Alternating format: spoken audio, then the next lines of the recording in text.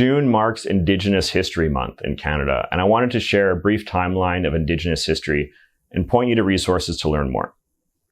Indigenous peoples have been stewards of these lands since time immemorial. Hundreds of thousands of Indigenous peoples thrived here, with diverse cultures and languages.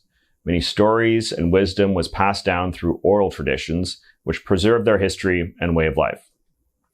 However, with the arrival of European settlers came colonization and centuries of repression, disease which ravaged Indigenous populations, and policies of assimilation which had a devastating and traumatic impact on Indigenous people.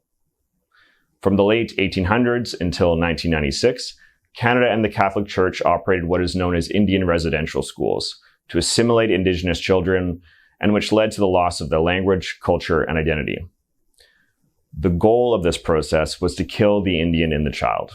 Thousands of children died or went missing, while survivors and their relatives and descendants carry lasting and intergenerational trauma.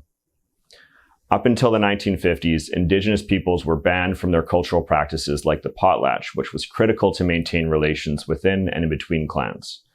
Indigenous peoples were banned from hiring a lawyer until the 1950s and were not allowed to vote until the 1960s, preventing them from seeking redress from injustice. As a country, we must be fully honest about our history and our responsibilities towards the more than 630 First Nations communities in Canada. It is important that we face such truths before we can move forward in reconciliation.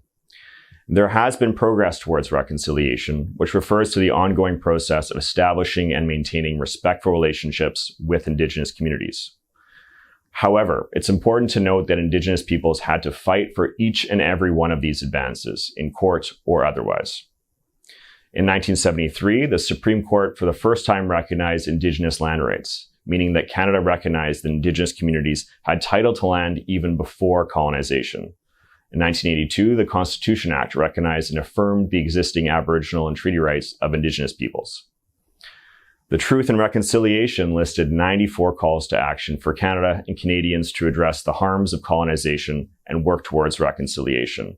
And the Government of Canada has committed to addressing each and every one of them. And while we have achieved a lot, there is more to do. Indigenous peoples continue to face widespread systemic discrimination and barriers to full participation in Canadian society, self-determination, and economic self-sufficiency. So this Indigenous History Month, I encourage you to read up on Indigenous cultures and their rich history, heritage, diversity, and resilience. I've listed some resources in the link and in the bio, so please do your part.